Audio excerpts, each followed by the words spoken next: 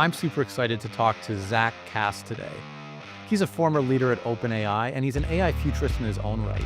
So I'm really excited to get the inside scoop on what's happening next in AI, as well as with all future tech. What we call digital disruption, he calls the next renaissance, and he's got some big ideas for how the rest of the century is going to evolve for organizations, for workers, and how technological change is actually going to impact things way beyond technology. Should be a great conversation. Zack, I wanted to talk a little bit about just your sort of, approach toward AI, your kind of view of the world from here. You kind of branded it the next renaissance in this kind of explosion of technology and capabilities. Why do you call it that? What does that mean to you, and what are the implications?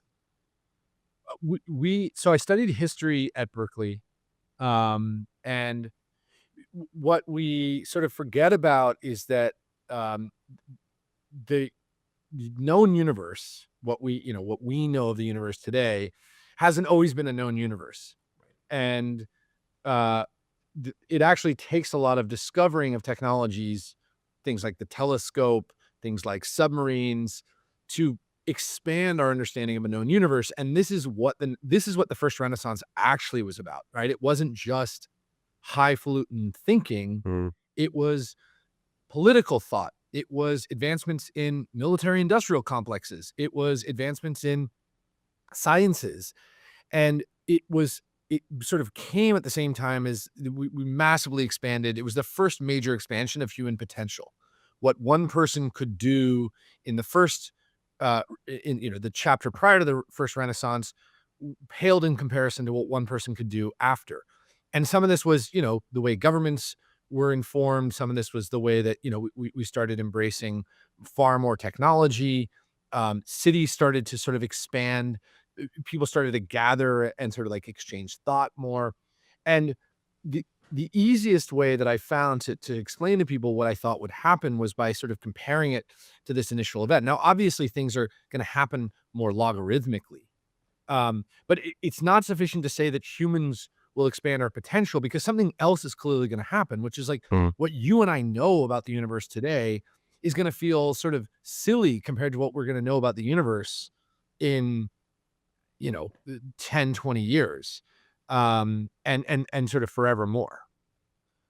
So, I mean, at the risk of asking you to predict the future, how is this all unfolding? What, aside from the two-letter AI answer, how is the way we understand the universe changing now, and how is it positioned to change, in the next 20 years or whatever time horizon? Yes. So the easiest way to think about the ways in which the universe is changing. Let's talk about known and unknown universe first. Let's just define these things. It's Yeah. helpful.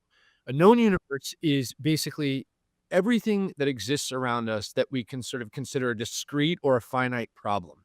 So if a calculation can solve this thing, we can consider it a finite problem, and it exists in our known universe.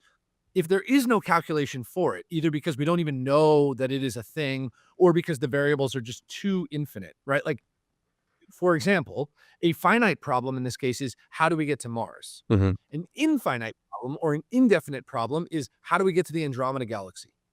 Or how do we get to a galaxy beyond that? It's just Yeah. not even something that we could really make sense of today, because we just don't lack the tools to fully understand. And we don't even know where we would go in the Andromeda galaxy to begin with, or what we might face as we go out there. Yeah. Obviously, bio and life sciences, molecular sciences, particle sciences, have this probably the largest scope of known universe finite problems that we can sort of point at. And they are starting to make incredible grounds, because in a world where we unlock human potential, we can start supercharging the experts that we have. And so, if there are 10,000 oncological researchers in the world, because the aperture for oncological research is just very small for Mhm. reasons that, the listeners can make sense of.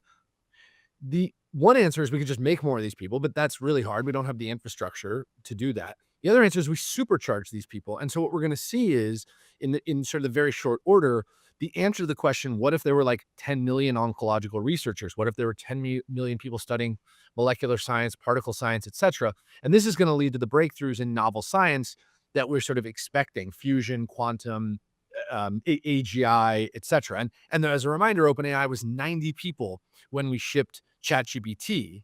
Wow. 90 people when we shipped GPT 3.5 and 130 people when we shipped ChatGPT. Yeah. Small teams are very capable now, for the reasons I've described. And so, in short order, I think the obvious answer is we're going to unlock a lot of what we consider finite problems. Things like cure for cancer, is something that I think we know we can solve, and I think we're going to solve it. What's the meaning of life is going to remain probably an indefinite problem for a Mhm. long time. And is there a God is going to remain an indefinite problem for, like, there are things that will remain in our sort of unknown universe outside the scope of what we can solve for quite a while.